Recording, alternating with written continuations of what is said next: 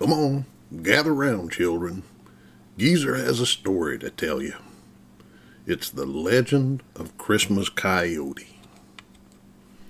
On the eve of the very first Christmas night, all the smart old men and the shepherd fellas, and all the little sheep and the moo cows, and even that old cat that lived in the back of the barn, they were each and every one looking in there at that hay manger and a tiny little newborn baby.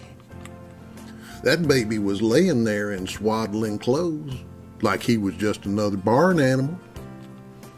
Every human being and every animal being inside of that baby manger, each and every one got a special good feeling all the way down to their toes and hoofs.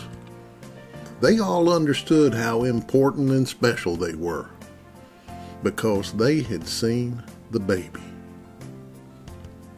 And that shepherd man was not wearing a holy robe. His robe just had holes in it. He was pretty poor.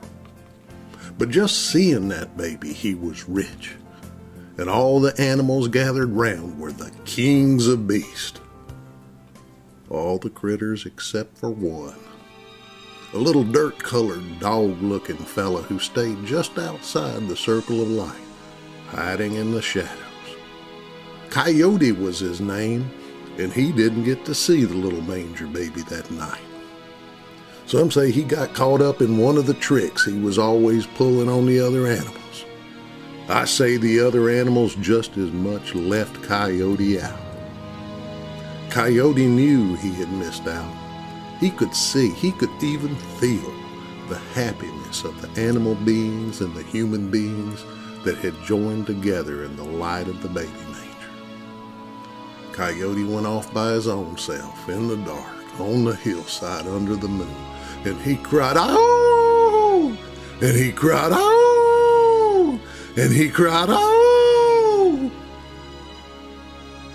Now this story might just be the saddest story ever told if it ended right there, but it does not. What Coyote and the other beings didn't know was that old Mr. Mean King's baby snatchers were closing in on the town that held the barn, that held the manger, that held the baby. From his place in the shadows, Coyote spotted the baby snatchers and knew the terrible bad business they were about. Quick, lickety-split, like your eye blinking, Coyote darted across the path of the Mean King's henchmen, and using every good trick he had ever known, Coyote led them away.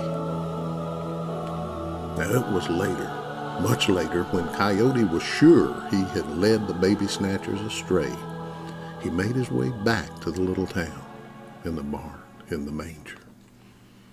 Everyone was sleeping with happy smiles, and Coyote understood that they would never know he was a hero.